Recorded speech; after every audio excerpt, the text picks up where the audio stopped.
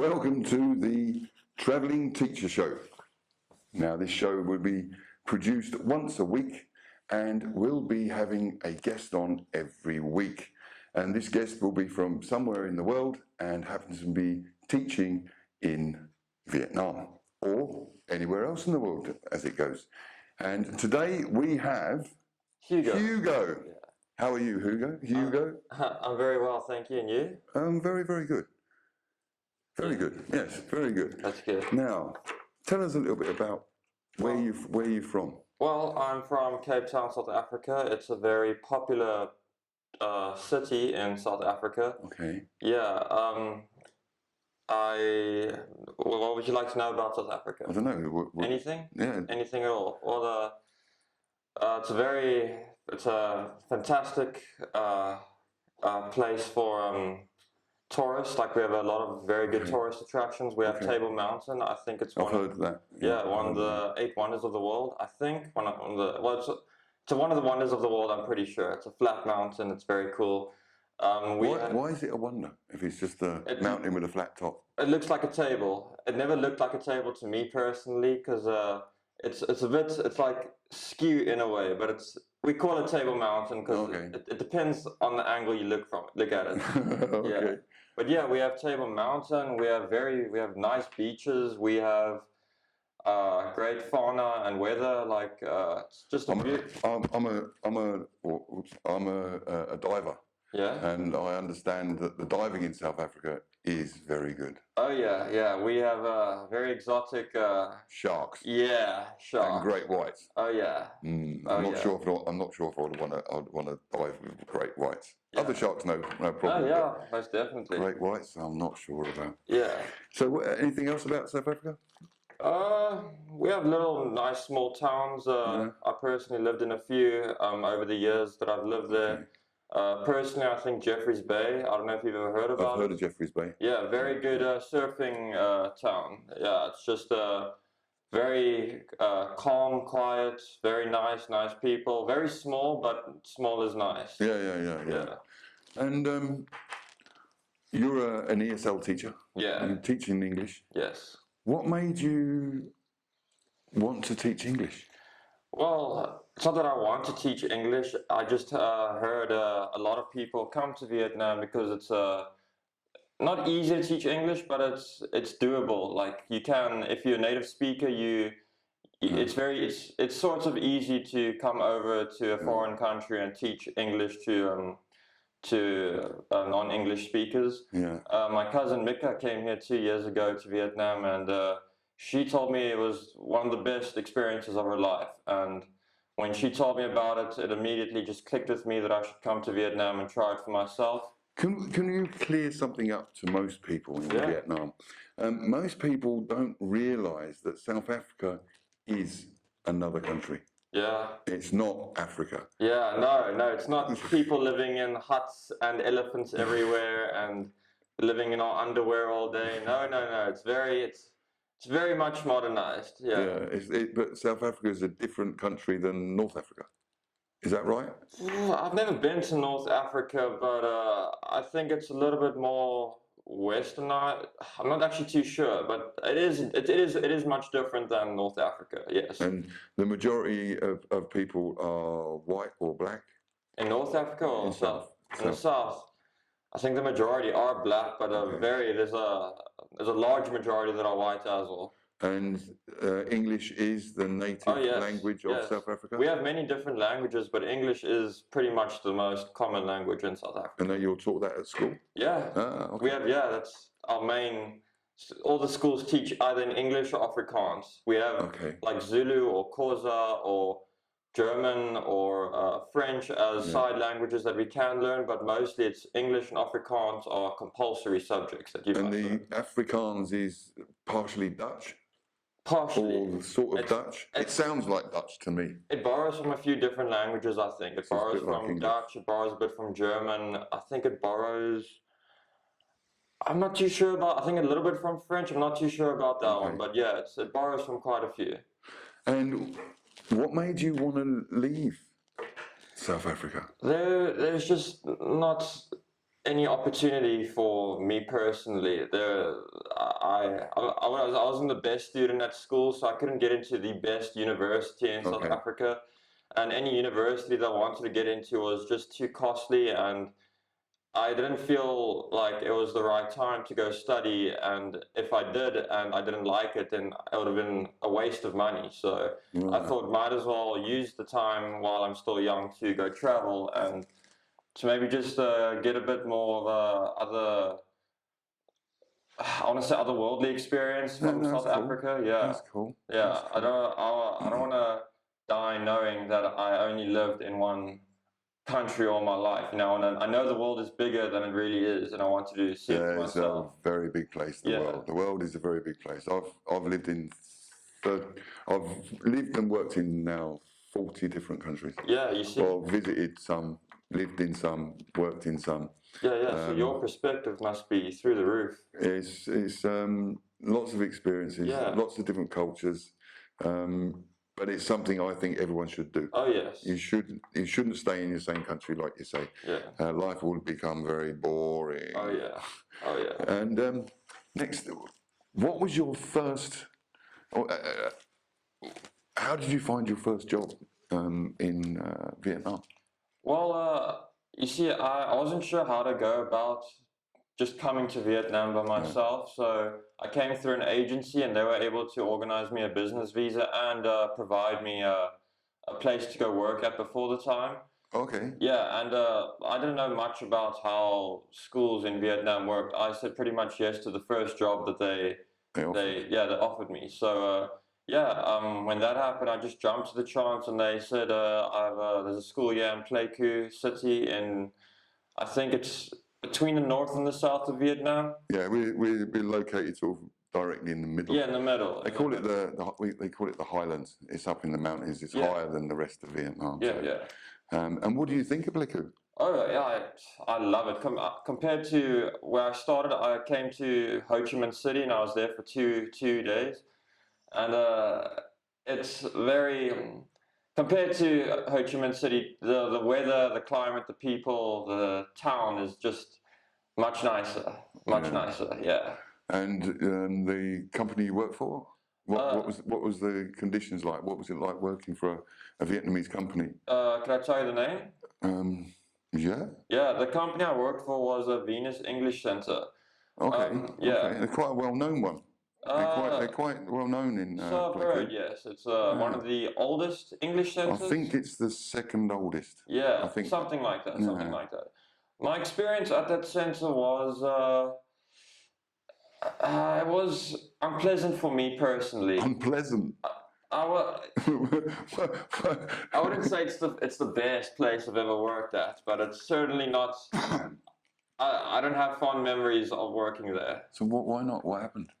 They just made working there extremely difficult. Like extremely difficult. They wouldn't provide me teachers' assistants in classes that really needed them. Because what classes would you say needed them? Like they would give me a 90-minute class where there's a bunch of 4 or 5-year-olds that just are running havoc like through the class. Like they would want me to teach them this lesson, this very vague lesson plan that they gave me for about 90 minutes, and basically in the first 5, maybe not even 5 minutes, that the class just don't understand me. They just. And how old were they? About 4, 5, 6 years old. No language. No, they. I think they learned maybe they knew what hello meant, but they didn't understand pretty much anything that I was trying to tell them. The flashcards I had didn't help. Some of them would take the flashcards and just rip it right up. Yeah, like whatever game you try to play with them, it doesn't help. You don't have a teacher's assistant to calm them down or anything, or to explain to them how this works. So it was just extremely difficult. It was I don't have words to describe how difficult it was. But that was the only problem? Oh no, there were more problems. Sometimes they would give me a lesson to prepare for, and then it takes a while to prepare a lesson. So I'd stay awake until like 12, 1, 2 o'clock in the morning preparing this lesson, and then the next day when I have to execute the lesson, then they would tell me, oh no, the lesson's either already been done or it's the wrong lesson for the day that they gave me. But then it's somehow I want to say shout at me for not being able to provide the lesson that is scheduled for this class now, because I mean, But you'd already prepared a lesson. I prepared the lesson that they told me to prepare. So when I came there and it was the wrong lesson, and then they changed it. Yeah, then I mean, I don't know what I'm going to do now for 90 minutes with the wrong lesson. I mean, I'll play a few games here and then, try to work through the book. Yeah, the book, but most of the time it was just extremely stressful. Not easy then. Not easy. I mean, I would go home feeling like I didn't do my job right. You know, like I just felt I felt very bad every time I went home, because I didn't feel like I was able to teach these kids anything, because I didn't feel prepared at all. I had 1 or 2 classes that went smoothly, but that was like a once in a blue moon. And the salary must have been good. Venus pays good salary. Maybe to other people, but what do you mean other people? To the other teachers, they probably had a good salary, but they told me they would be giving me $1,200 a month for working 100 hours, but they were giving me $12 an hour. But with that in the contract, I assumed I was going to get my 100 hours every month, but they're giving me between 12 and 13 hours a week, and if you do the math, that's just not going to add up to the amount of money they said they would give me every month. But what else did they say that you were going to get? Well, they told me they were going to they were going to pay for the accommodation at the hotel I was staying, which... How did they tell you this? Well, they told my agent who told me, and through that I thought, okay, that's no problem, saving some money. So they pay for your accommodation? They paid for my accommodation, not my transportation, but I was fine with that. Yeah, okay. But even when I asked for transportation at the school, they would give me a bike that was half broken. It was on the edge of just breaking down. But yeah, after 3, 4, 5 days of staying at the hotel I was staying at, I found that they were not paying for the accommodation. And I was just a bit blown away by that, because I was told that yes, they were going to, and now I'm spending a lot more money than I thought I was going to. Whoa. Yeah. Other difficulties at the school was their flashcards are very disorganized. So I prefer to make my own flashcards and my own worksheets. Yeah. After about a week, they told me, sorry, you can't use our printers anymore. You can't use our paper. And I thought, they wouldn't supply you with a place to create your own. Oh no. If I wanted to make my own flashcards or worksheets or anything like that, I had to do that somewhere else at my own expense. The school would not help me with that. Whoa. Yeah. I mean, it's paper. I'm sure paper does not cost a lot in Vietnam. I don't know about you, if you know anything about that. Well, I think I can't remember, I think it's about 60,000 a ream. Yeah, that doesn't sound 500 sheets. Yeah. And I'm sure ink might be a bit expensive, but I mean, it's... I don't know, I use an ink tank and it goes on forever. Yeah, exactly. It's cheap. So with the very disorganized resources that they would give me, and I want to say, I don't have the word for this, also disorganized lesson plans that they would tell me to prepare, and yeah, with this now, they won't let me use their paper. It just made life difficult. Made very difficult, extremely difficult. I don't know how I was going to prepare my lessons every day now, with regarding to that. It was just, I went home every day kind of afraid to go to work the next day, because I wasn't sure how I was going to be able to deliver the lesson to properly help these kids, get through the work. Not good. Yeah. Not good. Oh yeah. So your first experience of working in Vietnam, how would you describe it? Intolerable. Intolerable. Yeah, just unpleasant. You didn't enjoy that then? No, I mean, I didn't.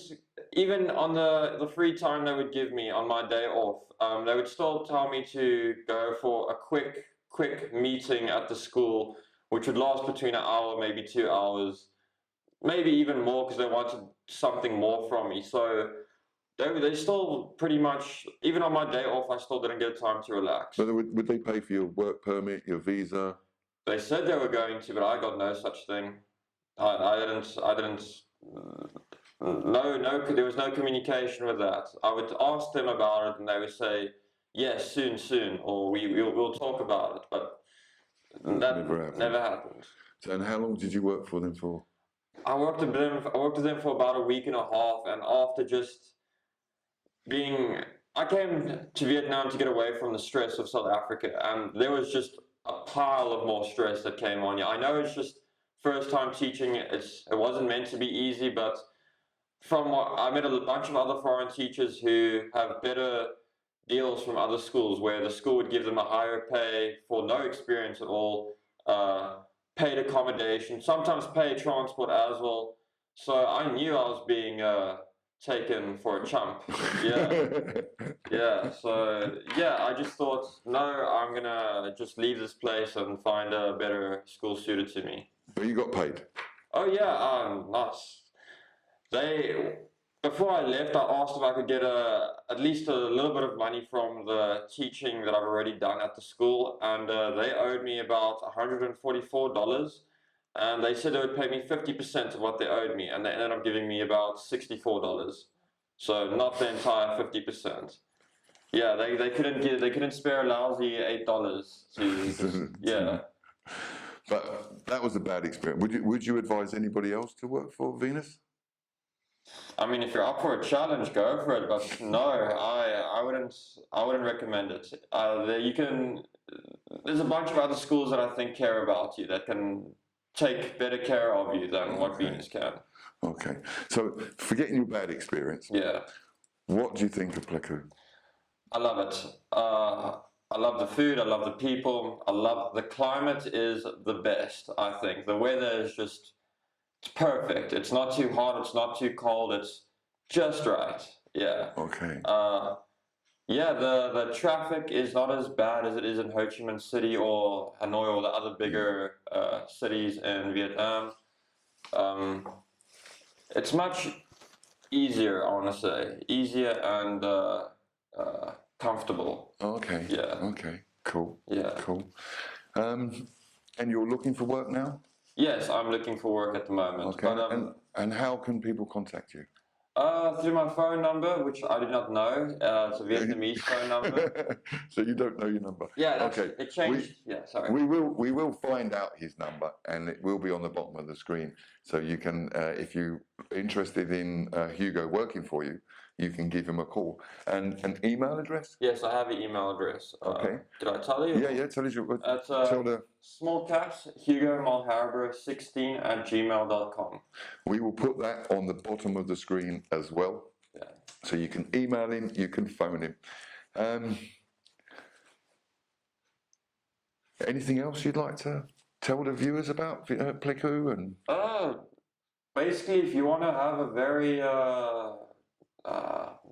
sorry, my Afrikaans is rustig. I can't get the translation to English now.